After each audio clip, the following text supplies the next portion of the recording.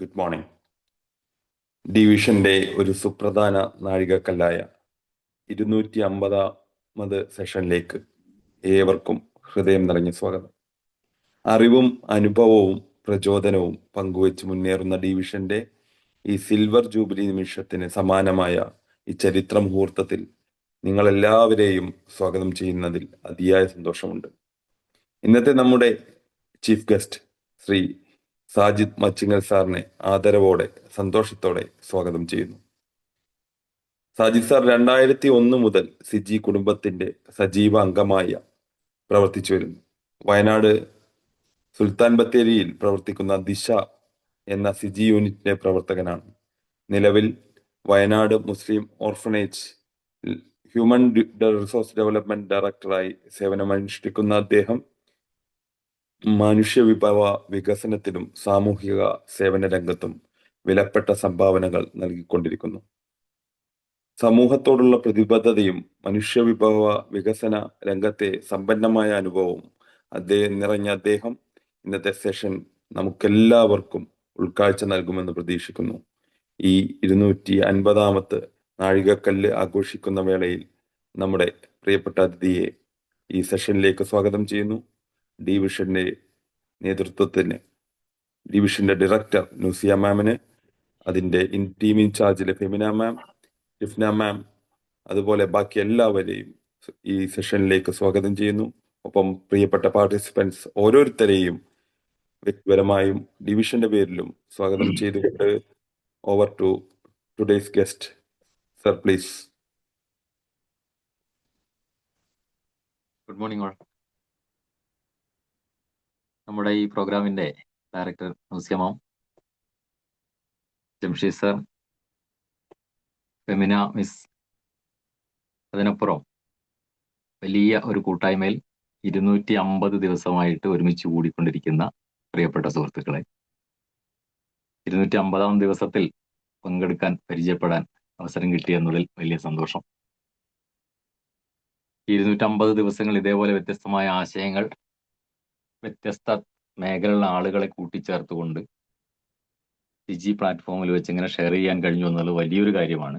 ആ ഒരു ടീമിന് നമ്മൾ ഈ പങ്കെടുക്കുന്ന എല്ലാവരുടെയും ഹൃദയം നിറഞ്ഞുള്ള ഒരു കയ്യടിയാണ് നമുക്ക് രാവിലെ തന്നെ കൊടുക്കേണ്ടത്. ഞാൻ വയനാട് ജില്ലയിൽ നിന്നാണ്. അത്യാവശ്യം മഴ പെയ്യുന്ന ഒരു അന്തരീക്ഷത്തിൽ നേരം വെളുത്തുനിന്ന് ടോർച്ചടിച്ച് നോക്കേണ്ട അത്രയും ഗ്രാമ പ്രദേശത്തു നിന്നാണ് നിങ്ങളോടൊക്കെ ഞാൻ സംസാരിച്ചുകൊണ്ടിരിക്കുന്നത്. ഈ 250 ദിവസങ്ങളിലൂടെ നമ്മൾ നേടിയെടുത്ത ആ അറിവും കഴിവുമെല്ലാം മറ്റുള്ള ആളുകൾക്ക് ഉപകാരപ്പെടട്ടെ എന്നും, വ്യത്യസ്ത മേഖലയിൽ പ്രഗത്ഭരായ ആളുകളാണ് ഇതിനു മുമ്പ് എല്ലാ സെഷനുകളിലും വന്നിട്ടുള്ളത്.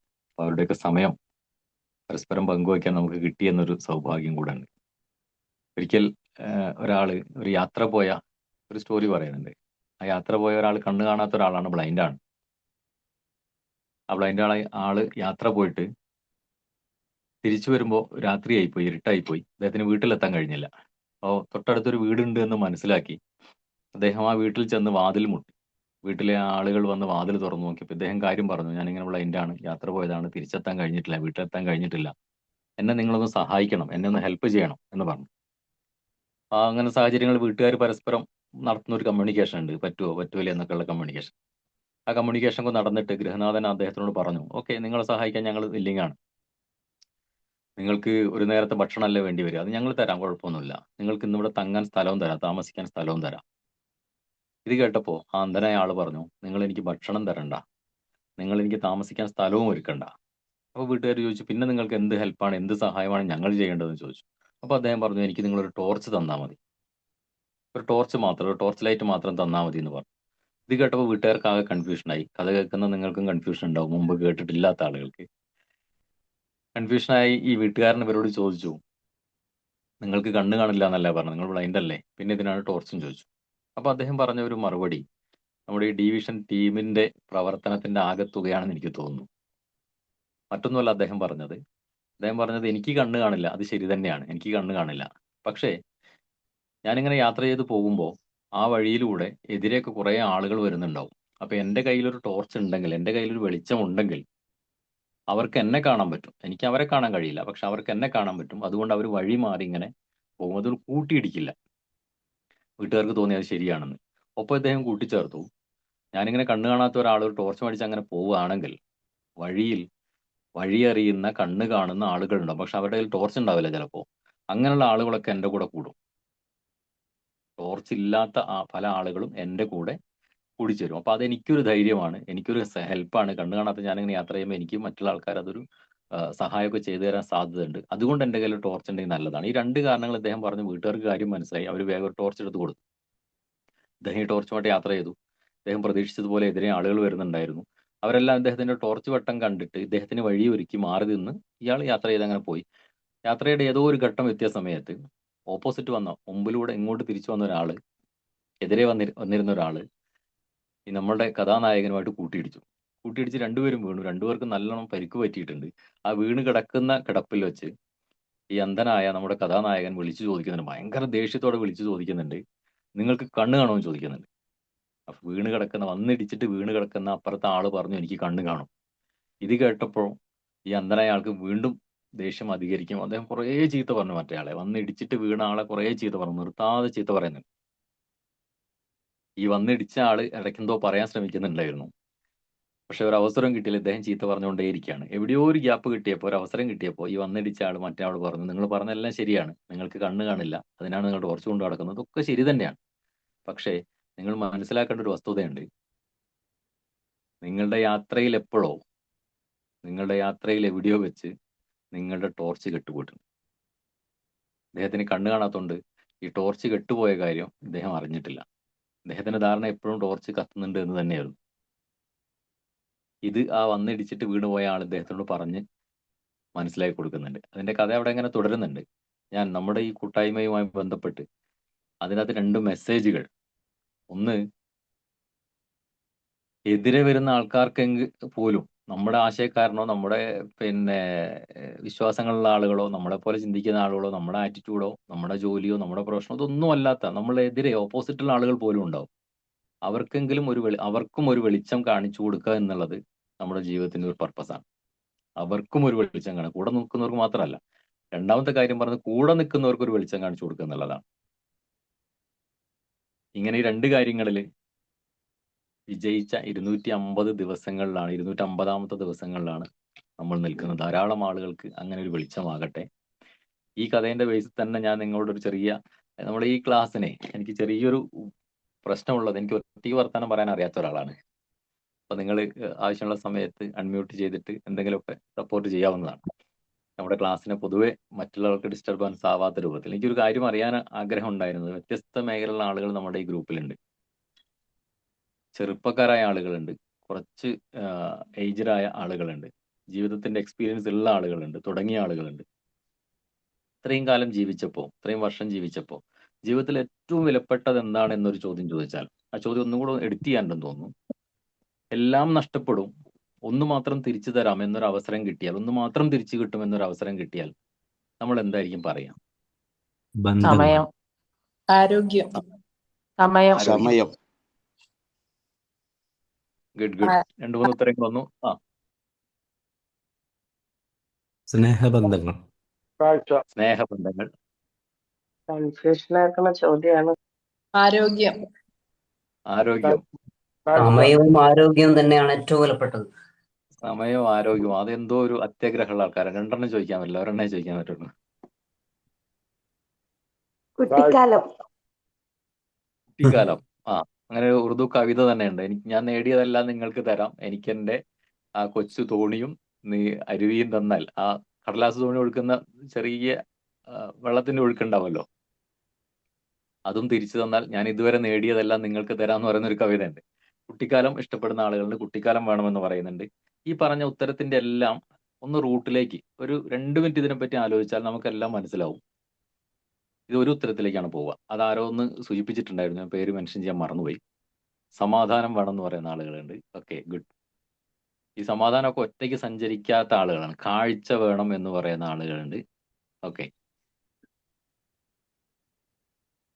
യെസ്. ഈ സമാധാനം ഒന്നും ഒറ്റയ്ക്ക് ഒരിക്കലും സഞ്ചരിക്കാത്തതാണ്. സമാധാനം, സ്നേഹം, അങ്ങനത്തെ സാധനങ്ങൾ കുറച്ച് കമ്പാനിയൻസ് ഉണ്ട്, അവർ ഒരുമിച്ചേ വരുള്ളൂ. നമുക്ക് ഇഷ്ടമല്ലാത്ത മറ്റു പല കാര്യങ്ങൾ സംഭവിക്കുന്നതിന്റെ ഇടയിൽ നമുക്ക് സമാധാനിക്കാൻ പറ്റില്ല. അപ്പൊ അതേപോലെ ഞാൻ ഈ പറഞ്ഞ ചോദ്യത്തിന്റെ 2 മിനിറ്റ് ഒന്ന് ആലോചിച്ചാൽ ഈ എല്ലാ ഉത്തരങ്ങളും ഒരു കോമൺ പോയിന്റിലേക്കാണ് പോവുക. അത് നമ്മുടെ റിലേഷൻസ് ആണ്. നമ്മൾ എന്തിനും ജീവിക്കുന്നു എന്ന് ചോദിച്ചാൽ പലപ്പോഴും കിട്ടുന്ന ഒരു ഉത്തരം നമ്മുടെ റിലേഷൻസിന് വേണ്ടിയിട്ടാണ് ജീവിക്കുക. അപ്പൊ ജയിലിലൊക്കെ നടക്കുന്ന ആ ശിക്ഷാ രീതി എന്ന് പറയുന്നത് അത് തന്നെയാണ്. അവിടെ ഭക്ഷണമുണ്ട്, ബാക്കി എല്ലാ സംവിധാനങ്ങളും ഉണ്ട് നമുക്കറിയാം. പക്ഷെ നമ്മുടെ ബന്ധങ്ങളിൽ ഉണ്ടാവുന്ന ഒരകൽച്ചയാണ് നമുക്ക് ഏറ്റവും കൂടുതൽ വേദനിപ്പിക്കുന്നതായിട്ട് മാറുക. ബന്ധങ്ങൾ വളരെ പ്രധാനപ്പെട്ട റിലേഷൻസ് ആണ്. നിങ്ങളൊന്ന് ആലോചിച്ചാൽ ഞാൻ വെറുതെ ഒന്ന് ചോദിച്ചു നോക്കട്ടെ, നിങ്ങൾക്ക് ഇഷ്ടമുള്ള കുറച്ചാളുകളുടെ, വളരെ കുറച്ച് ആളുകളുടെ പേരൊന്ന് ഓർക്കാൻ പറ്റും? മുമ്പിൽ പേപ്പറോ പേനയൊക്കെ ഉണ്ടെങ്കിൽ എഴുതാവുന്നതാണ്, നമുക്ക് അധികം സമയമില്ല. കുറച്ചാളുകളുടെ പേരൊന്ന് എഴുതാനോ ഓർത്തു വെക്കാനോ അല്ലെങ്കിൽ കൈവിരലുകൾ ഇങ്ങനെ എണ്ണാനോ പറ്റുമോ? നിങ്ങൾക്ക് അടുപ്പമുള്ള ആൾ കേട്ടോ, അടുപ്പമുള്ള ആൾ എന്ന് പറഞ്ഞാൽ ആ ചോദ്യം വീണ്ടും ഞാൻ ഒന്നും കൂടെ പറയാം. നമുക്കൊരു സന്തോഷം ഉണ്ടാവും, പെട്ടെന്ന് പറയാൻ തോന്നുന്ന ഒരാളുണ്ടാവും. നമുക്കൊരു സങ്കടം ഉണ്ടാവും, പെട്ടെന്ന് പറയാൻ തോന്നുന്ന ഒരാളുണ്ടാവും. പറയണം എന്നില്ല, ചിലപ്പോൾ ഒരു ബുദ്ധിമുട്ടുണ്ടായിട്ട് നമ്മൾ ഫോൺ വിളിച്ച് അദ്ദേഹത്തിനെ ഒന്ന് അറിയിക്കാൻ ശ്രമിക്കുകയാണ്. ഫോൺ എടുത്ത് കുറെ പേരുണ്ട്, സ്മിത പറയുന്നു. ഓക്കെ, ഈ ഫോൺ എടുത്ത് ഞാൻ ഈ പറഞ്ഞ ശ്രദ്ധിച്ചാൽ ഈ കുറെ പേര് എന്നുള്ളത് കട്ട് ചെയ്യേണ്ടി വരും. ഈ പറഞ്ഞ ശ്രദ്ധിച്ചു നോക്ക്, മെനി അത് പറയുന്നുണ്ട്. ഓക്കെ, ഞാൻ ഈ പറഞ്ഞ എക്സ്പ്ലനേഷൻ ഒന്ന് ശ്രദ്ധിച്ചാൽ ഈ ഉത്തരം ചിലപ്പോൾ ഒന്ന് എഡിറ്റ് ചെയ്യേണ്ടി വരും. ഞാൻ പറയാം. നമുക്കൊരു സന്തോഷം ഉണ്ടാവുമ്പോൾ പെട്ടെന്ന് വിളിക്കാൻ തോന്നുന്ന മുഖങ്ങൾ, അടുത്തുണ്ടാവണമെന്ന് നമ്മൾ ആഗ്രഹിക്കുന്ന ആളുകൾ, മദർ. ഓക്കെ, അടുത്തുണ്ടാവണമെന്ന് ആഗ്രഹിക്കുന്ന ആളുകൾ. ഇനി ഒരു സന്തോഷം ഉണ്ടായി, അല്ല സങ്കടം ഉണ്ടായി, വിഷമം ഉണ്ടായി, വേഗം ഫോൺ എടുത്ത് അദ്ദേഹത്തിനെ വിളിക്കാൻ ശ്രമിക്കുമ്പോൾ 2 or 3 അദ്ദേഹത്തിനെ വിളിക്കാൻ ശ്രമിക്കുമ്പോൾ നമ്മൾ ഫോൺ എടുത്ത് ഹലോ എന്ന് പറഞ്ഞിട്ടേ ഉണ്ടാവുള്ളൂ. അപ്പുറത്തെ ആള് ചിലപ്പോൾ ഹലോ പോലും പറഞ്ഞിട്ടുണ്ടാവില്ല. ഉടനെ ഇങ്ങോട്ട് ചോദിക്കുന്നത് എന്താ പറ്റിയെന്നാ ചോദിക്കുക. കാരണം നമ്മുടെ ശബ്ദത്തിലെ ചെറിയൊരു വ്യത്യാസം പോലും അവർക്ക് തിരിച്ചറിയാൻ പറ്റുന്ന അത്രയും അടുപ്പമുള്ള ആളുകൾ ആരൊക്കെയാണെന്ന് എന്റെ ചോദ്യം. എത്ര വൈഫ് ആളുകളുണ്ട്? ആര്യ വൈഫ് ഈ മീറ്റിംഗിൽ പങ്കെടുക്കുന്നുണ്ടോ? ഇല്ല ഇല്ല. അപ്പൊ ദുരിതത്തോടെ പറഞ്ഞതല്ല അല്ലെ? ഇല്ല. ഓക്കെ. ഒരാളുണ്ടായിരുന്നു, സിദ്ദീഖ് ഹസൻ സാഹിബ്, പ്രൊഫസർ സിദ്ദീഖ് ഹസൻ സാഹിബ്. പക്ഷെ അദ്ദേഹം മരിച്ചുപോയി. ഒരേ ഒരാളെ ഉണ്ടായിരുന്നുള്ളോ? ഇപ്പോഴും ഉണ്ട് അതുപോലെ ആള്. ഒരാൾ കൂടി ഉണ്ട്, എൻ്റെ അടുത്ത അയൽവാസി. ഞാൻ പറയുന്നത് എന്താന്ന് പെട്ടെന്ന് മനസ്സിലാവും. പറയാതെ തന്നെ കാര്യങ്ങൾ മനസ്സിലാവും. വലിയ ഒരു അനുഗ്രഹമാണ് അത്. ഇന്നത്തെ കാലത്ത് അങ്ങനത്തെ ബന്ധങ്ങൾ ഉണ്ടാവുക എന്നുള്ളത് വളരെ വലിയ. ചിലപ്പോൾ നമ്മൾ ജീവിക്കുന്നത് കാണുമ്പോൾ വളരെ അടുപ്പമൊക്കെ തോന്നും, പക്ഷെ മനസ്സുകൊണ്ട് അത്രത്തോളം അടുപ്പം ഉണ്ടാവണം എന്നില്ല. ചേച്ചി. ഓക്കെ, മല്ലിക പറയുന്നു ചേച്ചി. Okay, yes, wife.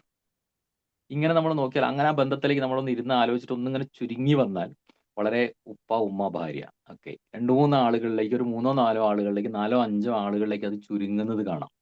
അതിൽ തന്നെ ഒരു രസകരമായ ഒരു വസ്തുത, സുഹൃത്ത്, ഇപ്പൊ നിങ്ങൾ അങ്ങനെ നിങ്ങളുടെ വളരെ ക്ലോസ് ആണ് എന്ന് വിചാരിക്കുന്ന ഒരാള്, എന്ന് പറയുന്ന ഒരാള് 2 വർഷത്തിന് ശേഷം ഞാൻ ഇതേ ചോദ്യം നിങ്ങളോട് ചോദിക്കാൻ അവസരം കിട്ടിയാൽ ഒരുപക്ഷെ അവര് മാറിയിട്ട് വേറെ ആളുകൾ അങ്ങോട്ട് വന്നേക്കാം. നേരെ ബാക്കോട്ട് ആലോചിച്ചാൽ മതി. 5 വർഷം മുമ്പ് നിങ്ങളുടെ ജീവിതത്തിൽ പ്രധാനപ്പെട്ടത് എന്ന് പറയുന്ന ഫസ്റ്റ് ചാൻസ് കൊടുത്തിരുന്ന ആളുകൾ പലപ്പോഴും ഇപ്പോ 2, 3, 4ലേക്കോ പോയിട്ടുണ്ടാവും.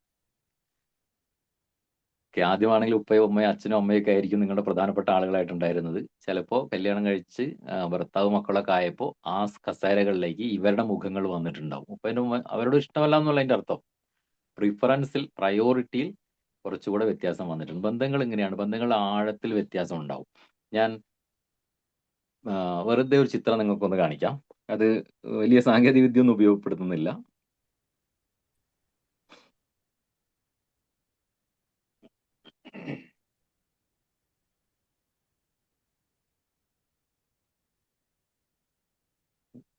ഇങ്ങനത്തെ ഒരു ചിത്രം മാത്രം, സിമ്പിൾ ഒരു പിക്ചർ കാണുന്നുണ്ടെന്ന് വിചാരിക്കുന്നു. കാണുന്നുണ്ട്. ഓക്കെ. അതേപോലത്തെ ഒരു ചിത്രം നിങ്ങളുടെ മുമ്പിൽ പേപ്പർ ഉണ്ടെങ്കിൽ വരയ്ക്കാൻ പറ്റുമോ? വരയ്ക്കണം നിർബന്ധമില്ല, നിങ്ങൾ മുതിർന്ന ആളുകളായതുകൊണ്ട് ആ ചിത്രം സങ്കല്പിച്ചാലും മതി. ഓക്കെ, ആ ചിത്രം എന്തിൻ്റെയാന്ന് ചോദിച്ചാൽ വളരെ നല്ല ഉത്തരങ്ങളൊക്കെ വരാൻ സാധ്യതയുണ്ട്. എന്ത് ചിത്രമാണത്?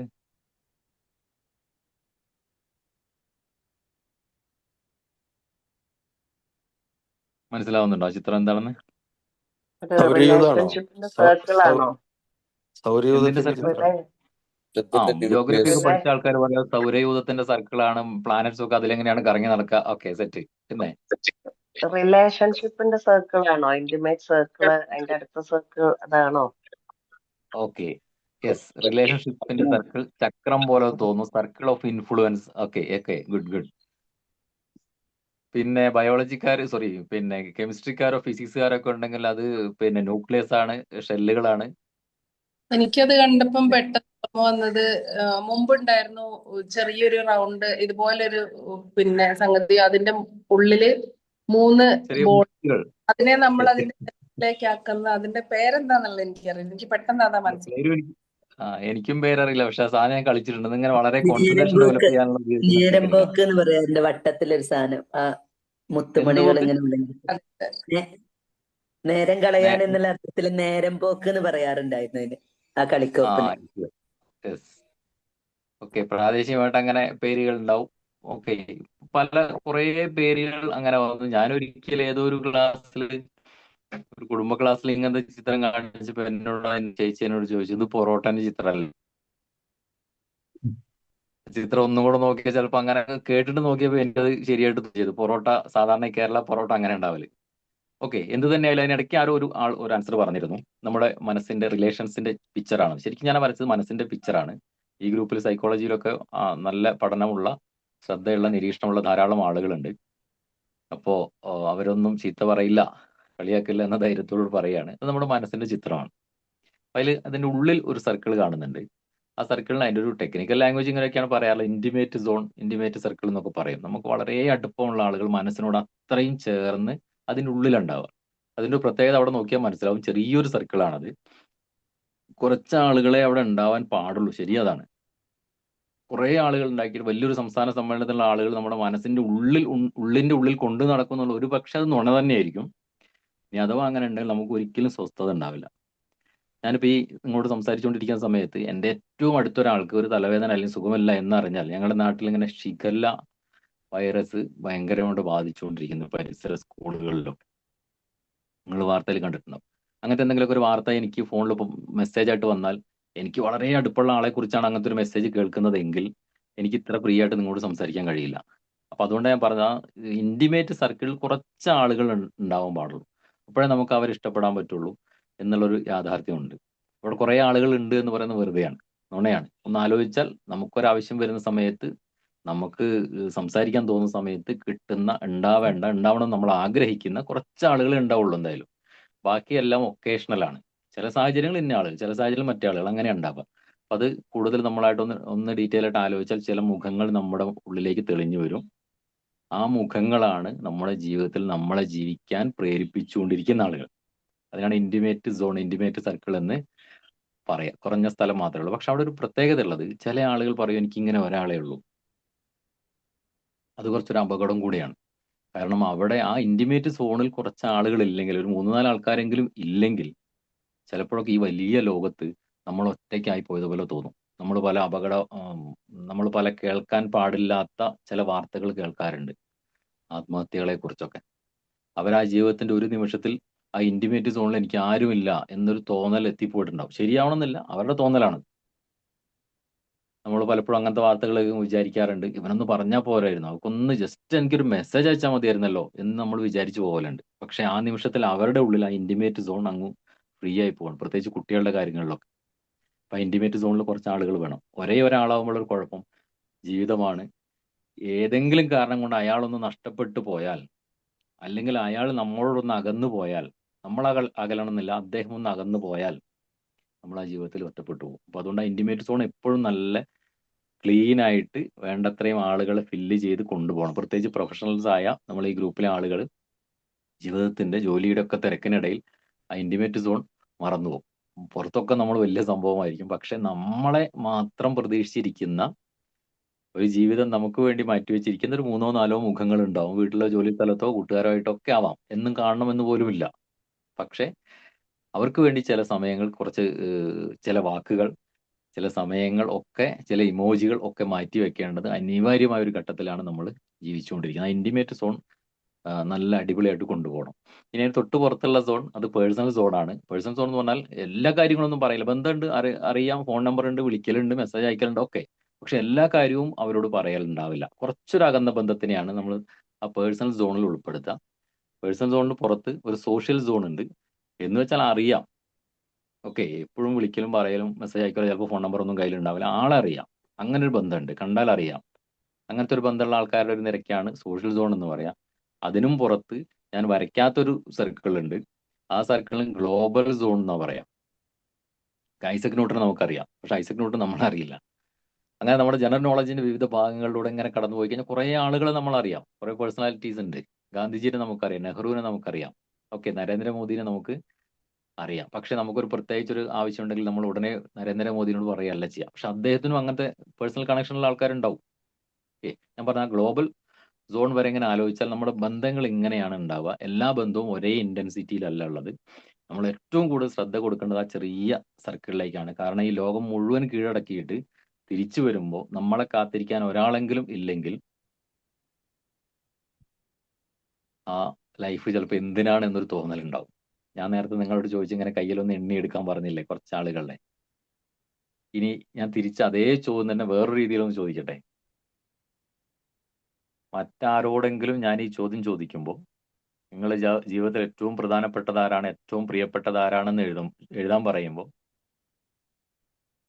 ആരെങ്കിലും നിങ്ങളുടെ പേര് എഴുതും?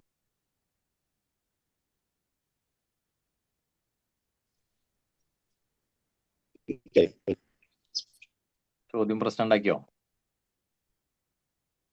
സലാം സാർ. പ്രശ്നമില്ല, അത് നല്ലൊരു ചോദ്യമാണ്. എഴുതും എന്നുള്ള എഴുതും. എഴുതും. ഗുഡ് ഗുഡ്, എഴുതും.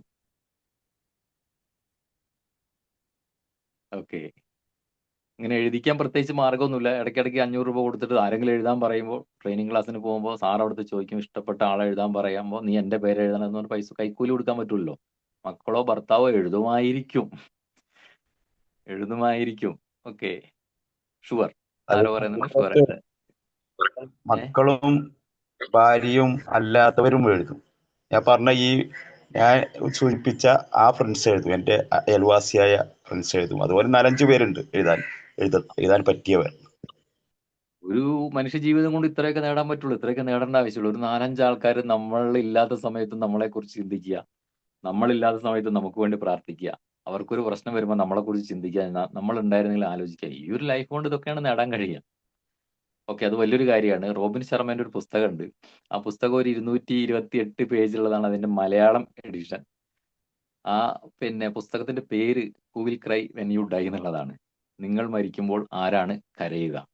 ഈ ഗ്രൂപ്പിൽ, നമ്മളെ ഗ്രൂപ്പിലൊക്കെ കൂടുതൽ ചർച്ച ചെയ്തിട്ടുള്ള പുസ്തകമാവാൻ സാധ്യതയുണ്ട്. അത് കൂടുതൽ ആളുകൾ അത് വായിച്ചിട്ടുണ്ടാവും. Who will cry when you die, നിങ്ങൾ മരിക്കുമ്പോൾ ആരാണ് കരയുക. ആ 228 പേജ് എഴുതിയതിലും എനിക്ക് ഏറ്റവും പ്രധാനപ്പെട്ടത്, എപ്പോഴും വായിക്കാൻ തോന്നുന്നത് അതിന്റെ ഹെഡിങ് തന്നെയാണ്. ഒരു നിമിഷം നിർത്തി വെച്ചിട്ടൊന്ന് ആലോചിച്ചാൽ അത് വലിയൊരു ചോദ്യമാണ്. നമ്മൾ മരിക്കുമ്പോൾ ആരാണ് കരയുക. ആ കരയലിന് അതിന്റെ ആ ഇന്റൻസിറ്റി ഉള്ളിൽ തട്ടിയിട്ട്, മരിക്കുമ്പോൾ ഒരു കരച്ചിൽ ഒരു പക്ഷെ എല്ലാവരും കരഞ്ഞേക്കാം. അതിനുശേഷം മാസങ്ങൾക്ക് ശേഷം, വർഷങ്ങൾക്ക് ശേഷം ആ മരിച്ച ആളെ കുറിച്ച് ഉള്ളിൽ കരയുന്നുണ്ടെങ്കിൽ അതിനാണ് ശരിക്കും റിലേഷൻ എന്ന് പറയാം. ഓക്കെ, അപ്പൊ നമ്മുടെ റിലേഷൻ ഇങ്ങനെ ഈ 3-4 തട്ടുകളിൽ, ഇന്റിമേറ്റ് സോണിലും പേഴ്സണൽ സോണിലും സോഷ്യൽ സോണിലും ഗ്ലോബൽ സോണിലേക്കും ഡെവലപ്പ് ചെയ്യേണ്ടതുണ്ട്. സാധാരണ എൻ്റെയൊക്കെ ഒരു ജനറേഷൻ ഈ ഇന്റിമേറ്റ് സോണിലേക്ക് ഒരാൾക്ക് പ്രവേശനം കൊടുക്കുന്നത്, ഒരാളെ കണ്ട് പരിചയപ്പെടുന്ന സമയത്ത് ഗ്ലോബൽ സോണിലോ സോഷ്യൽ സോണിലോ എവിടെയെങ്കിലും ആയിരിക്കും ഒരാളെ നമ്മൾ പരിചയപ്പെടുമ്പോൾ ഉണ്ടാവുക, അയാളുടെ കസേര അവിടെ ഉണ്ടാവുക. അവിടുന്ന് പല അനുഭവങ്ങളിലൂടെ ഫിൽട്ടർ ചെയ്ത് ഒരുപക്ഷെ വർഷങ്ങൾ കൊണ്ട്, പിന്നെ വർഷങ്ങൾ തന്നെ വേണമെന്നില്ല, പക്ഷെ വർഷങ്ങൾ കൊണ്ട് ഫിൽട്ടർ ചെയ്തിട്ടാണ് ഒരാൾ നമ്മുടെ ഇന്റിമേറ്റ് ആയി മാറുക. അതേസമയം കാണുന്ന സമയത്ത് തന്നെ ഓടിപ്പോയി കെട്ടിപ്പിടിച്ചിട്ട് നീ എൻ്റെ ഇന്റിമേറ്റ് ആണ്, നീ എൻ്റെ ഇന്റിമേറ്റ് സോണിലേക്ക് വാ എന്ന് പറഞ്ഞ് നമ്മൾ ഒരിക്കലും ആരും ക്ഷണിക്കാറില്ല. പക്ഷെ ഇപ്പൊ കാലം വേറെയാണ് കേട്ടോ. നിങ്ങൾക്ക് എല്ലാവർക്കും പരിചയമുള്ളതാണ്. ഒരു വാട്സപ്പ് മെസ്സേജിന് പുറകെ, ഒരു ഇൻസ്റ്റാഗ്രാം പോസ്റ്റിന് പുറകെ ഇന്റിമേറ്റ് സോണുകളിലേക്ക് ആളുകളെ കസാരയിട്ട് ക്ഷണിക്കുന്ന ഒരു സംസ്കാരമുണ്ട്. പല മക്കളും പല കുട്ടികളും ഒക്കെ അതിൽ പെട്ടുപോകുന്നുണ്ട്. പക്ഷെ അങ്ങനെ ഫിൽട്ടർ ചെയ്തിട്ടാണ് ഇന്റിമേറ്റ് സോണിലേക്ക് വരേണ്ടത്. ഇന്റിമേറ്റ് സോണിലേക്ക് പുതിയൊരാൾ വരുമ്പോൾ ഒരു കുഴപ്പം എന്താണെന്ന് കൂടെ പറഞ്ഞുകൊണ്ട് നമ്മുടെ ഈ സെഷൻ അവസാനിപ്പിക്കാം. ഞാൻ നേരത്തെ പറഞ്ഞു ഇന്റിമേറ്റ് സോണിൽ റിസർവ്ഡ് ആയ കുറച്ച് കസേരകളേ ഉള്ളൂ. ഒരു 4-5 കസേര മാക്സിമം. എത്ര വിശാല ഹൃദയരാണെങ്കിലും എത്ര ഫ്രണ്ട്ലി ആണെങ്കിലും അവരുടെ ഇന്റിമേറ്റ് സോണിൽ ട്രൂലി ഒരു 4-5 കസേരകളെ ഉണ്ടാവുള്ളൂ. നമ്മൾ പുറത്തുനിന്ന് വേറൊരാളെ അങ്ങോട്ട് ക്ഷണിക്കുമ്പോൾ അയാൾക്ക് ഇരിക്കാൻ സ്ഥലം കൊടുക്കുമ്പോൾ എന്താ സംഭവിക്കുന്ന അറിയില്ലേ?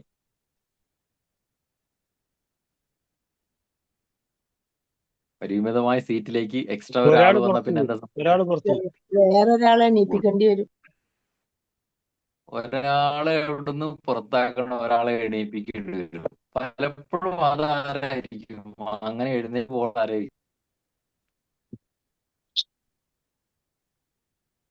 ഏറ്റവും നല്ലവനായിരിക്കും. നമ്മളെ വളരെ ഇഷ്ടപ്പെടുന്ന നമ്മുടെ മാതാപിതാക്കളുടെ ഒരാള്, അല്ലെങ്കിൽ ആരെങ്കിലും അതേപോലെ നമുക്ക് ഭയങ്കര ക്ലോസ് ആയി നിൽക്കേണ്ട നമ്മുടെ റിലേഷൻ കട്ടാവും. ഓക്കെ, അതാണ് എനിക്ക് മെസ്സേജ് വന്നത്. ഓക്കെ, ദെൻ ആ കസേരയിൽ ഇരിക്കേണ്ടിയിരുന്ന വേറൊരാളെ അവിടുന്ന് നമ്മൾ എഴുന്നേൽപ്പിച്ചിട്ടാണ് പുതിയൊരാളെ നമുക്ക് കൊണ്ടുവരാൻ കഴിയുള്ളൂ. ഓക്കെ, അതൊന്ന് ആലോചിച്ചത് രണ്ട് സൈഡിലൂടെ ആലോചിക്കാം, പോസിറ്റീവ് സൈഡിലൂടെ ആലോചിക്കാം. ചില നിർബന്ധ സാഹചര്യങ്ങൾ അങ്ങനെ സംഭവിക്കാം. ഞാൻ നേരത്തെ പറഞ്ഞിരുന്നല്ലോ, ഇപ്പോ വിവാഹിതരായ നമ്മുടെ പിന്നെ സ്ത്രീ സുഹൃത്തുക്കളുണ്ട്.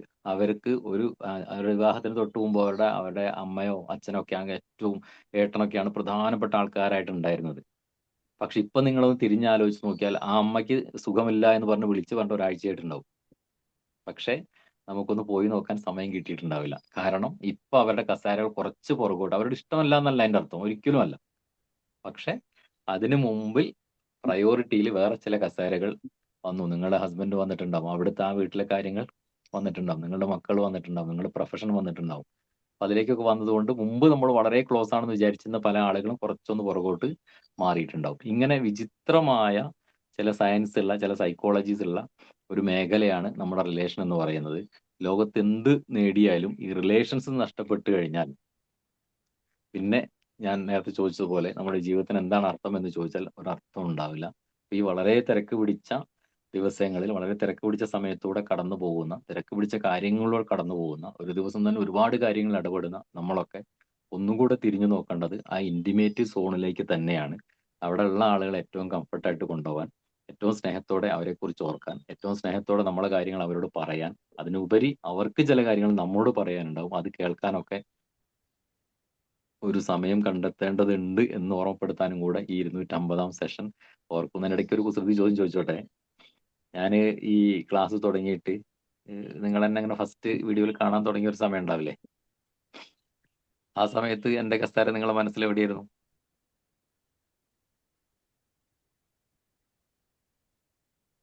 സോഷ്യലൊക്കെ ആയിരിക്കും. ഏതെങ്കിലും സോണിലായിരുന്നോ? സോഷ്യലൊക്കെ ആയിരിക്കും.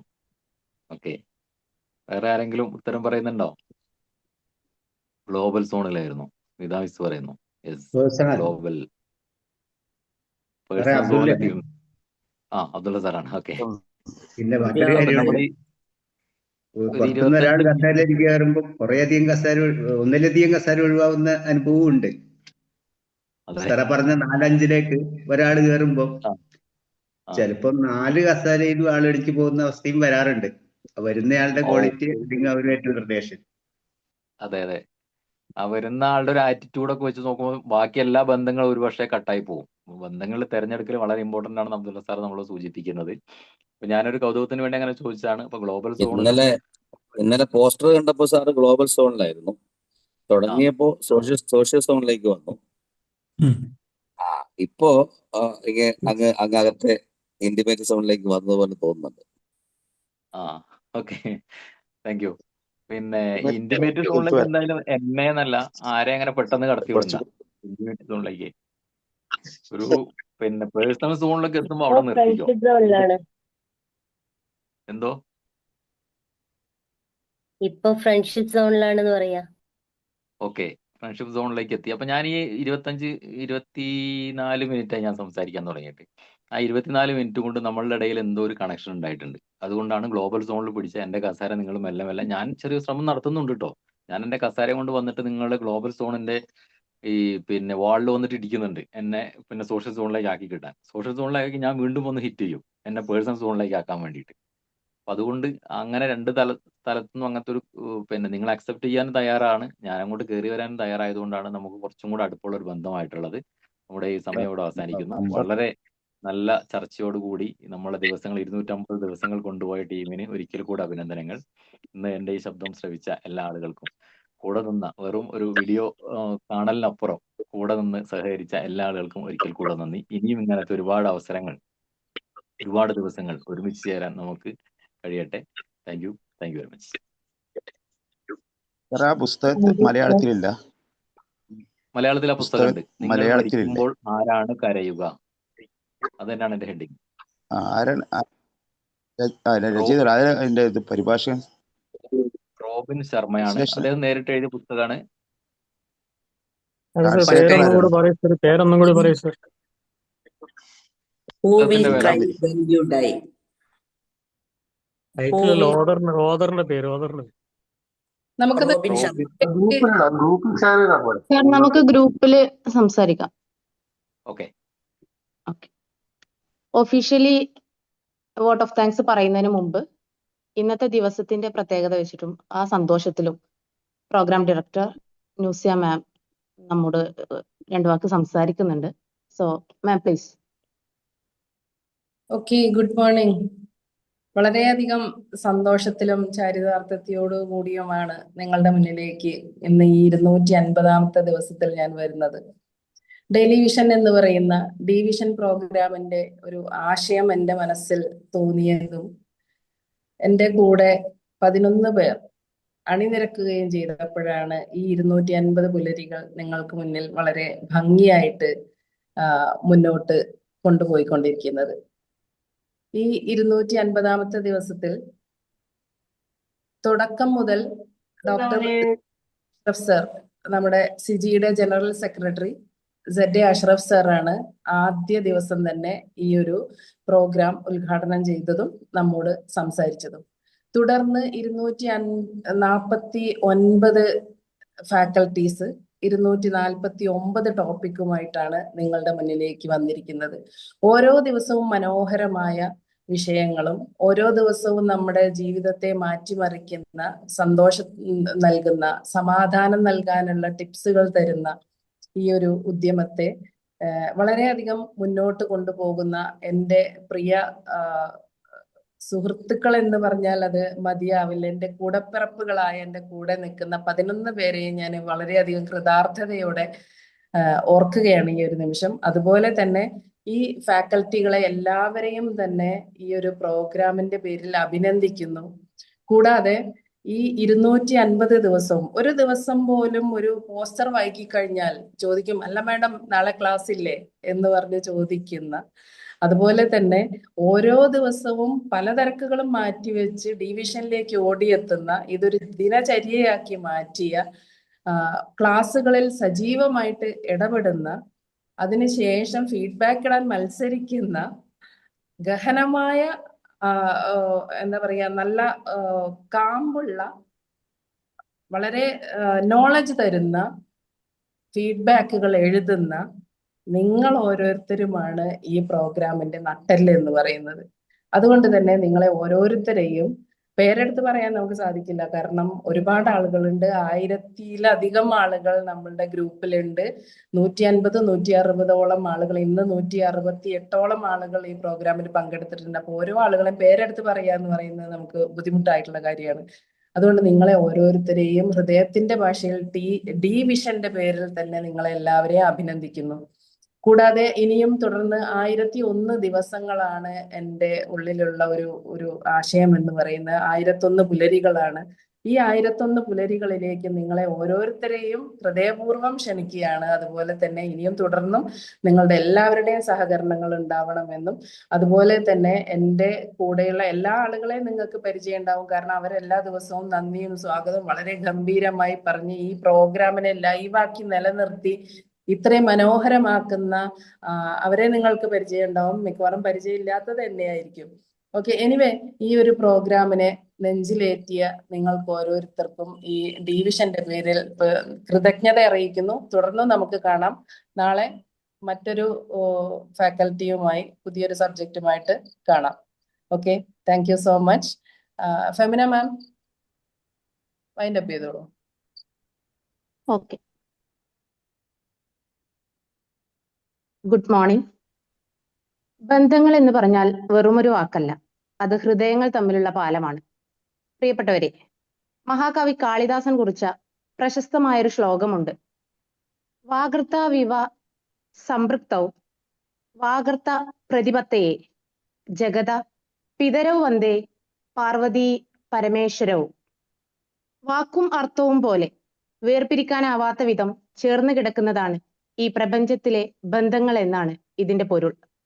ഒക്ടോബർ 1 മുതൽ ഒരു ചെറിയ വിത്തായി പാകിയ ഈ സിജി ഡിവിഷൻ പ്രോഗ്രാം ഇന്ന് 250 ദിവസങ്ങളിൽ എത്തി നിൽക്കുമ്പോൾ ഒരു മഹാവൃക്ഷമായി പടർന്ന് പന്തലിച്ചു നിൽക്കുന്നത് ബന്ധങ്ങളുടെ ഇഴയടുപ്പം കൊണ്ട് മാത്രമാണ്.